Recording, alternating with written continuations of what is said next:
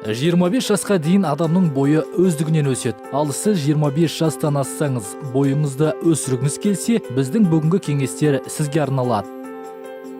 Белтемірге көп тартылатын адамның бойы тез өседі деген сөзді жиі естиміз. Алайда бойдың өсуі тек белтемірге байланысты емес. Егер салауатты өмір салтын ұстанып, денеңізбен бұлшықетіңізді қатайтатын жаттығулар жасасаңыз, бойыңыз өзгелерден ұзын болып өседі. Мәселен, керіліп, созылып жасаған жаттығулар бойдың өсуіне көп әсер етеді. Дененің икемділігін де жақсартады. Бұлшықетіңіз бен сіңіріңіз созылып, бел омыртқаңыз түзеледі. Бір орында тұрып, биіктікке секіру де бойыңыздың өсуіне көмектесетін керемет жаттығу түрі. Егер күніне 200 рет осылай секірсеңіз, 1-2 айдың ішінде денеңіз тіктеліп, бойыңыз біраз өсіп қалады.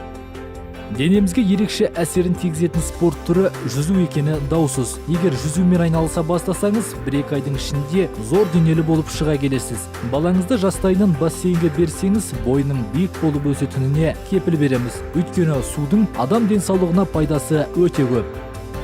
Баскетбол. Бұл спорт түрі әрқашан жоғарыға ұмтылуға мәжбүрлейді. Неге баскетболшылардың бойы өте ұзын болады деген сұраққа ойланып көрдіңіз бе? Егер күнделікті өмірде баскетбол үйірмесінің жаттығуларын жасап жүрсеңіз, бойыңыздың өсуіне пайдасы мол екеніне көзіңіз жеткізесіз. Мысалы, жоғарыға секіру, қолыңыз бен аяғыңыздың бұлшықеттерін созу, беліңізді тік ұстау секілді жаттығулар гормонды жүйеңізді жақсартып, ішкі мүшелеріңізді қалыпқа келтіреді.